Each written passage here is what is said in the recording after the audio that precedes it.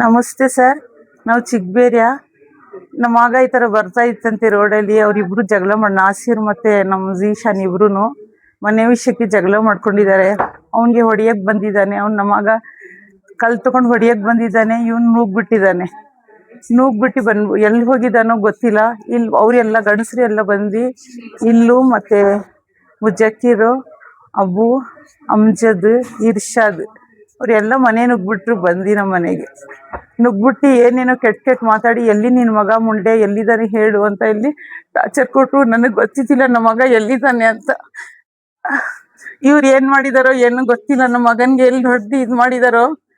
ಅವನು ಊರಲ್ಲೇ ಇಲ್ಲ. ಅವನು ಫೋನು ಸ್ವಿಚ್ ಆಫು. ಈ ಬಂದು ಜಗಳ ಮಾಡಿ ಚೇರ್ ಎಲ್ಲ ತಗೊಂಡು ಹೊಡೆದು, ಸೈಕಲ್ ತಗೊಂಡು ವಾಕಲ್ಗೆಲ್ಲ ಮಚ್ ತಗೊಂಡು ಮುಂಡೆಗೆ ಕೊಲೆ ಮಾಡ್ಬಿಡ್ತೀನಿ ಅಂತ ಎಲ್ಲ ಬೆದರಿಕೆ ಕೊಡ್ತಾ ಇದ್ದಾನೆ. ಎಲ್ಲಿದ್ದಾನೆ ಹೇಳು, ನನ್ನ ಮಗನಿಗೆ ಕೊಲೆ ಮಾಡ್ತೀನಿ, ನಿಮಗ್ ಕೊಲೆ ಮಾಡ್ತೀನಿ, ಒಂಟಿ ಮನೆ ಇರೋದು, ಯಾರು ಬರ್ತಾರೆ ನೋಡೋಣ ಅಂತೆಲ್ಲ ತುಂಬಾ ಟಾರ್ಚರ್ ಕೊಡ್ತಾ ಇದ್ದಾರೆ. ಈ ತರ ಎಲ್ಲ ನಾಸಿರೇ ಕಾರಣ. ಇದಕ್ಕೆ ಕಳ್ಸಿರೋದು ನಾಸಿರೇ.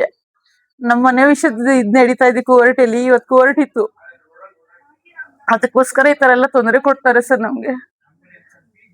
ನಮ್ಗೆ ನ್ಯಾಯ ಕೊಡಿಸ್ಬೇಕು.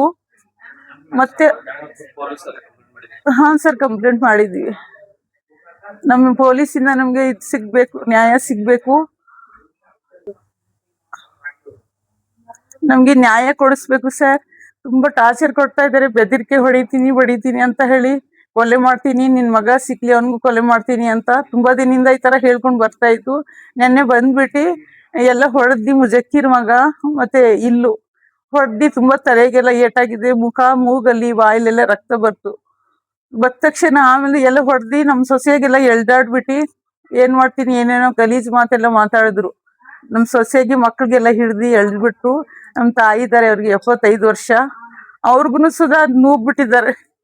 ಅವ್ರಿಗೂ ಸಹ ತಲೆಗೆ ಏಟಾಗಿದೆ. ಅವ್ರು ಕರ್ಕೊ ಬಂದಿಲ್ಲ, ಅವ್ರು ಹೆದರ್ಕೊಂತಾರೆ.